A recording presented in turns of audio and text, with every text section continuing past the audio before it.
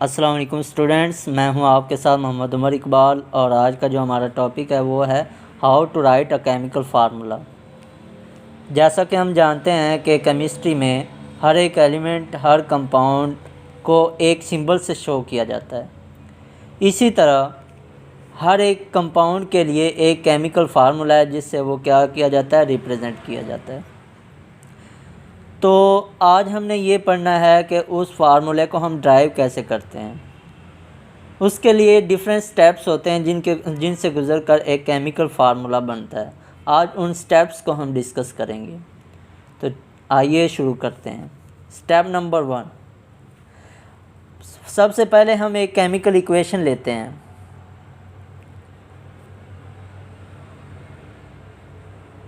Sodium plus chloride, जब इनका reaction होगा तो हमारे पास बनेगा NaCl, सोडियम क्लोराइड। ये हमारे पास एक साल्ट है जो कि सोडियम और क्लोराइड के रिएक्शन करने से बनता है।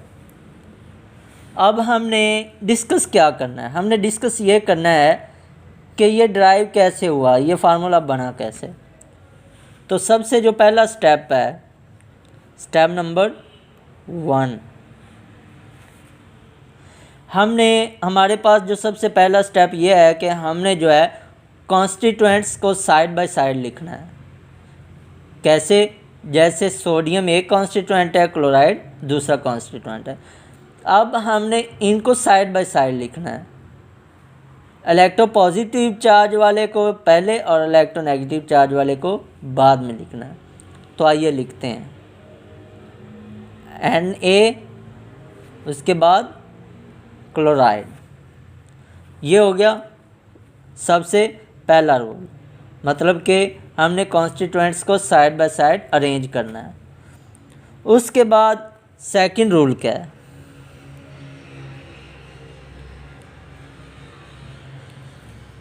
सेकंड रूल इसमें यह है कि जिस पर पॉजिटिव चार्ज हो, इलेक्ट्रोपॉजिटिव चार्ज हो, उसको हमने पहले लिखना है, और जिस पर इलेक्ट्रोनेगेटिव चार्ज हो उसको हमने बाद में लिखना है। तो ये हमारे पास क्या बन गया? NaCl। अब हमारे पास क्या है कि हमने इन पर वैलेंसीज को भी शो करना है। ये देखें, अब हमारे पास क्लोरीन के वैलेंस शेल में, आखिरी वैलेंस शेल में कितने इलेक्ट्रॉन्स होते हैं? 8 होते हैं। इस पर इलेक्ट्रोनेगेटिव चार्ज है, यहाँ पर इसको एक इलेक्ट्रॉन की ज़रूरत है। अब हमने थर्ड स्टेप में क्या करना है? Step number 3, mention the valency of a chemical compound. अब हमने क्या करना है? वैलेंसीज को मेंशन करना है। अब हम देखते हैं कि ये जो सोडियम है ये इसके साथ अटैच हो रहा है। यहाँ पर क्या कर रहा है? इसको एक इलेक्ट्रॉन भी चाहिए, इसको भी चाहिए। ये एक दूसरे के साथ बॉन्ड बनाएंगे तो क्या होगा? ये एक इलेक्ट्रॉन इसको देगा तो क्या होगा? इस पर पॉजिटिव चार्ज आ जाएगा, और ये इलेक्ट्रॉन लेगा तो इस पर क्या आ जाएगा? इलेक्ट्रोनेगेटिव चार्ज आ जाएगा। अब ये एक इलेक्ट्रॉन दे रहा है तो इसकी क्या हो गई? वैलेंसी कितनी हो गई? +1 होगी। और ये इलेक्ट्रॉन एक ले रहा है, इसकी हो गई -1 हो गई। तो हम यहाँ पर क्या करेंगे? वैलेंसीज को मेंशन करेंगे। सोडियम पर +1 और क्लोरीन पर -1। ये हमारे पास क्या आ गई? Valencies of the atom. अब हम क्या करेंगे? अब हमारे पास फोर्थ स्टेप ये है कि हम इनकी वैलेंसीज को क्रॉस मल्टीप्लाई करेंगे। Cross multiply the valencies of the atom. Fourth step हमारे पास क्या है? हम क्रॉस मल्टीप्लिकेशन करेंगे किनका? वैलेंसीज का। अब ये देखें, Na+1 और क्लोरीन -1। अब इनकी हम क्रॉस मल्टीप्लिकेशन करेंगे। ये देखें, जो सेकंड की इलेक्ट्रोवैलेंसी है उसको हम फर्स्ट वाले के नीचे ले आएंगे, और जो फर्स्ट वाले की वैलेंसी है उसे हम सेकंड वाले के नीचे ले आएंगे। तो ये क्या हमारे पास बन जाएगा, NaCl। ये हमारे पास क्या है, फोर्थ रूल है। अब हमारे पास एक और चीज़ ये है कि अगर दो एटम्स जो मिल के एक कंपाउंड बना रहे हैं उनकी वैलेंसी सेम हो तो फिर हम क्या करेंगे।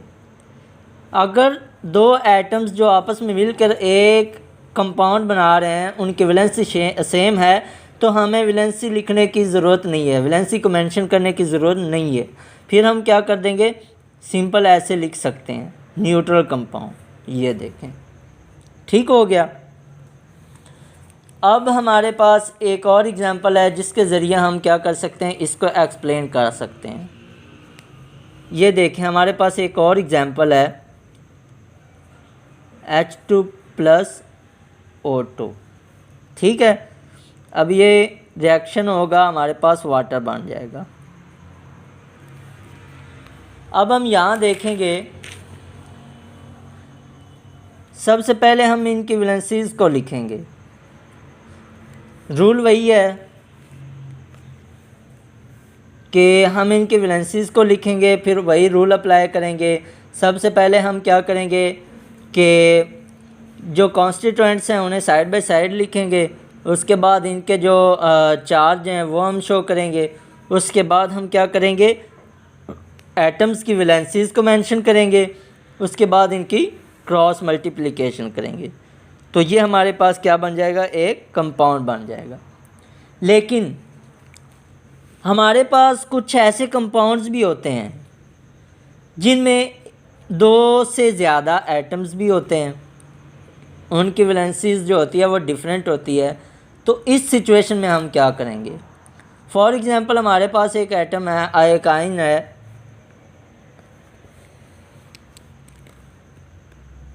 SO4-2। अब इस सिचुएशन में हम क्या करेंगे, हमारे पास एक कंपाउंड है, एक एलिमेंट है AlSO4-3। अब हम देखते हैं कि इनको कैसे लिखना है, इनके लिए क्या फार्मूला है। अब हमारे पास SO4 के कितने मॉलिक्यूल्स हैं, कितने एटम्स हैं। S हमारे पास सेंट्रल है, ठीक है, O, यहाँ पर डबल बॉन्ड O, यहाँ पर O नेगेटिव, यहाँ पर भी O नेगेटिव। इसी तरह यहाँ पर हम एक और ड्रा करेंगे। ये देखें, सेम सिचुएशन है। ये देख, हमारे पास टोटल कितने आयंस हैं, 3 आयंस हैं। एक को हम यहाँ ड्रा कर लेते हैं।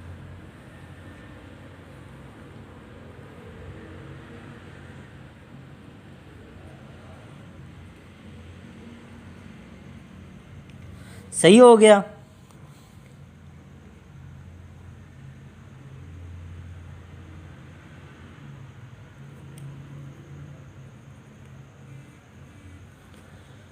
अच्छा, अब हमारे पास 2 एल्युमिनियम आयंस हैं। कितने हैं, 2। हम क्या करेंगे, एक को यहाँ लिखेंगे, एक को यहाँ लिखेंगे। अब हम देखेंगे कि एल्युमिनियम की वैलेंसी कितनी है और SO4 की कितनी है। ठीक हो गया। तो चलें हम ड्रा करते हैं स्ट्रक्चर को। अब ये एल्युमिनियम है, एक ये इस ऑक्सीजन के साथ क्या करेगा, बॉन्ड बनाएगा। एक ये इस ऑक्सीजन के साथ क्या करेगा, बॉन्ड बनाएगा। और एक ये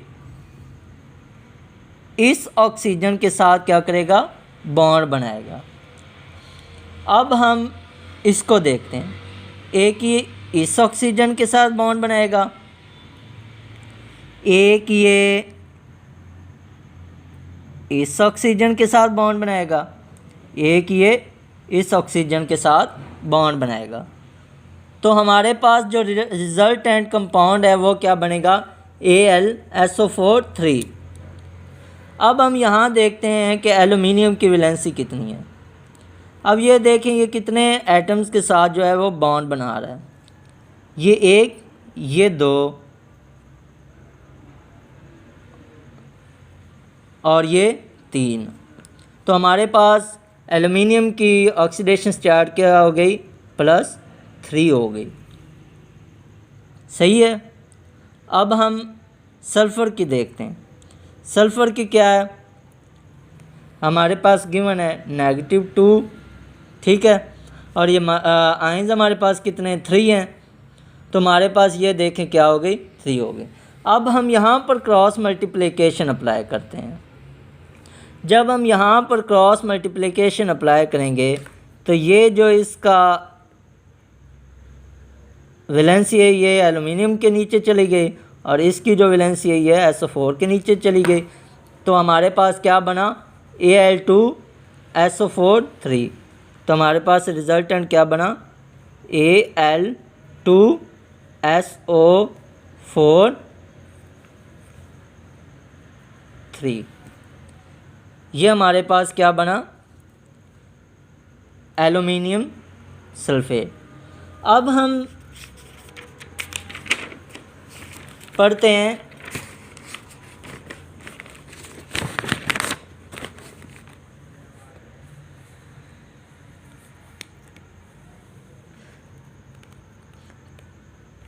टाइप्स ऑफ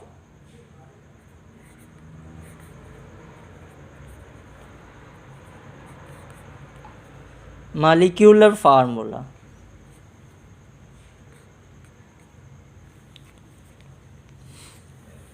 हमारे पास मेन 2 जो हैं वो फार्मूलाज हैं।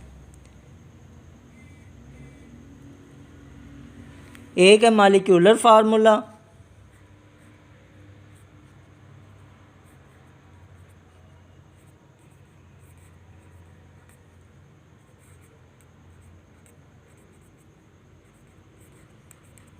एक है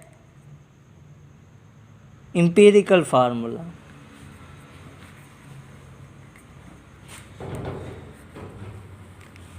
और सॉरी यहाँ पर आता है टाइप्स ऑफ केमिकल फार्मूला।